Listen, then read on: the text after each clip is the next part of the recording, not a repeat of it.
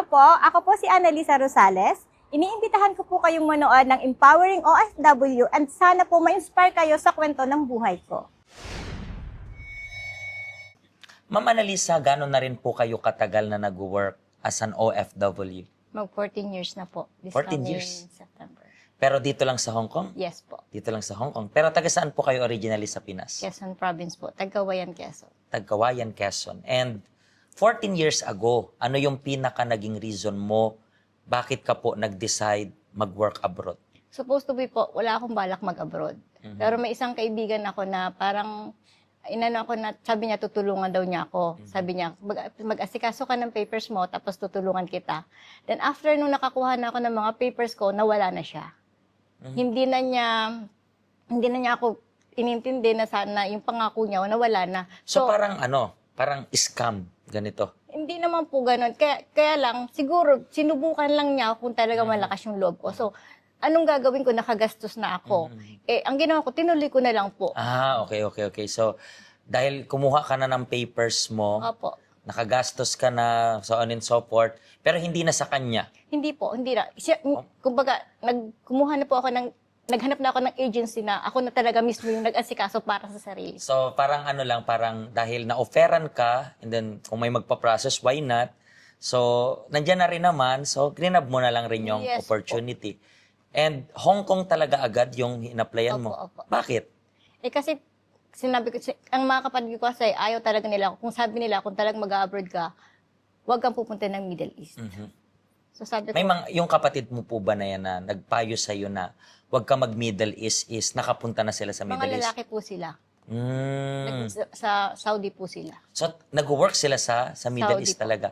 So, ayaw nila. So, Ayaw po.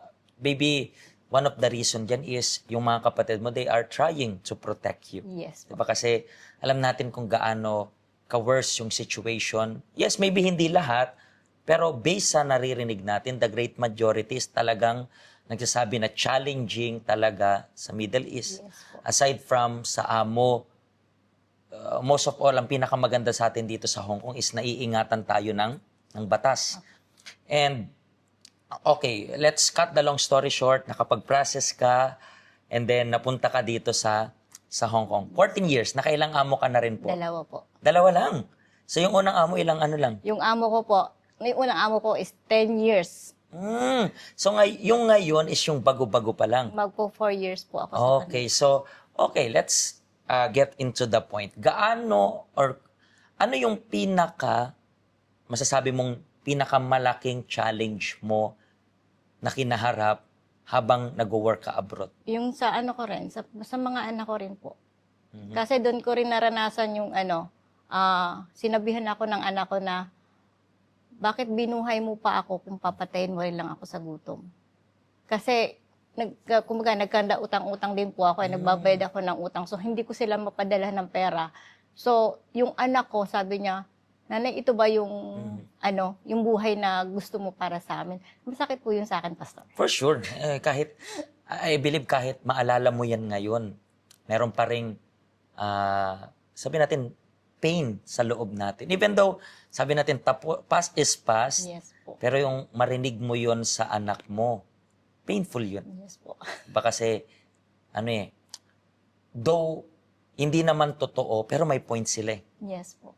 Pero bakit ka po napunta or napasok sa utang? Unang na, yung pagpunta ko pa lang dito is, may puro utang-utang na ako doon. Kasi nga po, wala nga akong balak pumunta dito. Tapos may sa akin na sabi, tutulungan, pero hindi naman niya ako tinulungan. So, talaga pong nagkanda utang-utang ako, doon pa lang.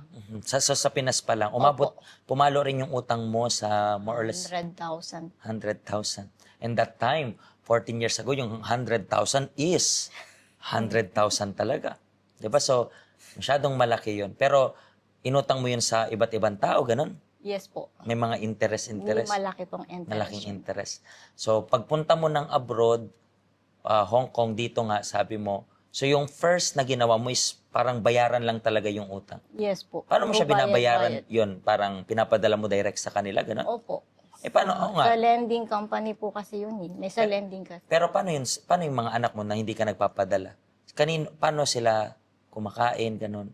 Naghahanap ng ano yung mister ko po. Sila, Pero hindi talaga sapat po. hinahayaan mo na lang yung mister mo na humanap ng paraan, Yes po. and then, yan na yung time rin na nasabi yan ng anak mo. Yes po. Na sinabi niya sa akin na, Nay, ito ba, binuhay mo kami tapos mamamatay din lang kami sa gutom. Yung, ano yun, narinig mo yun while tawagan? Yes po. And then that time, I was just trying to think about that situation. Okay? I don't know if you could still remember yung time ng tawagan ninyo. And then nung narinig mo yun, anong naging reaction? Hindi ko na alam kung anong sasabihin ko, Pastor. Kasi bata pa siya nung yung time na yun. Siyempre hindi pa niya mauunawaan talaga. Kasi nang akala niya, iniwanan ko sila at pababayaan ko na sila. So kahit ano pong paliwanag ko, hindi pa po nila maunawaan yun eh. Ilan taon sila that time? Yung bunso ko nun is pa lang, 9 years old. Doon talagang pa siya nun. Hindi niya matanggap. Okay. Paano ka po napunta dito sa help center? May nag-invite po sa akin, Pastor. Paano kanya na-invite? Kasi alam ko ang dami nating events dito sa help center natin. Ano yung events na yun na parang na-convince ka na pumunta? Holy oil po. Okay, so nakatanggap ka rin ng blessed oil Opo. natin. And gano'n ka na po katagal dito sa help center? Mag 5 years. 5 years. Okay, so matagal na rin. And alam ko sa 5 years na to, marami ka na rin natutunan. And para sa'yo bilang isang OFW, ano yung parang masasabi mo na napaka-applicable para sa'yo? And then napaka-applicable para rin sa mga nanonood na lesson na natutunan mo dito sa help center na pwedeng i-apply while working abroad? Matuto po tayong makisama ng maayos. Kasi yung pakikisama sa amo na kung ano man yung tinuturo nila para sa atin, gawin lang natin ng maayos. Kasi kung kukontrahin natin sila, hindi rin naman tayo mananalo. So, ang pinakang ko lang po is, matuto pati tayong magpakumbaba. Yun yung natutunan ko dito. Magpakumbaba ka. Kung huwag kang maging mataas, ilagay mo yung sarili mo kung ano ka na sa yung trabaho. Interesting yung sinabi mo. Kasi sabi nga natin, bawat amo, iba-iba tayo ng adjustment. It doesn't mean na porket dati kasi sa amo ko ganito, okay lang. And then iisipin mo na yung utak ng dati mong amo is ganito rin yung utak nila. So, kailangan rin mag-adjust talaga. Diba? And ang gusto kong idagdag sa sinabi mo, in the same way na yung worker ay nag-a-adjust, yung employer rin ay nag-a-adjust. Yes po. Diba? Minsan kasi masyado tayong para tayong parang sobrang taas ng tingin natin sa sarili natin. Hindi, nasa adjustment ako.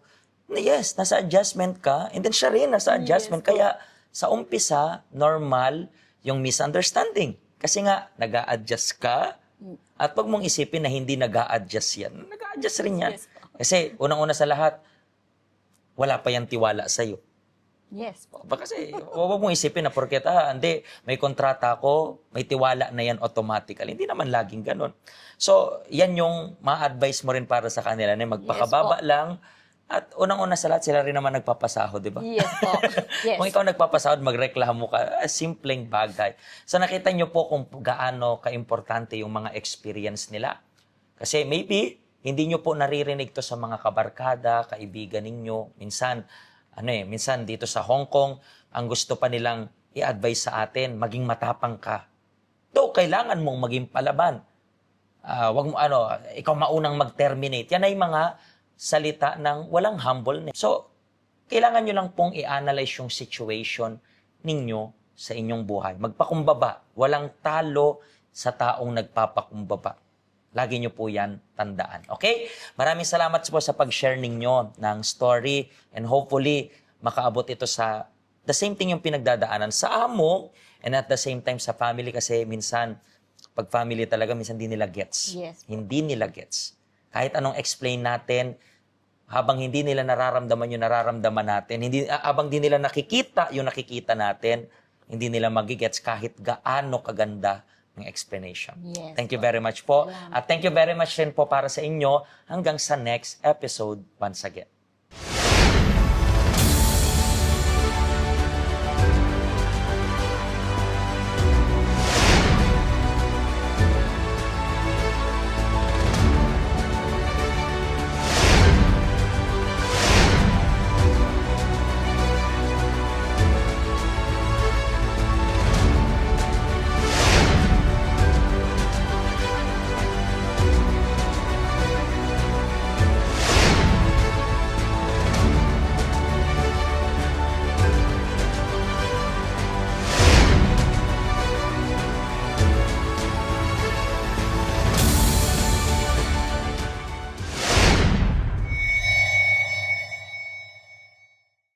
Hello, ako po si Pastor Joshua dito po sa UCKJ Health Center dito po sa Hong Kong. At yung mga napanood nyo pong testimony ay mga testimony ng mga OFW dito sa Hong Kong. Pero I believe makaka-relate rin naman kahit nasaan po kayong bansa. Basta OFW.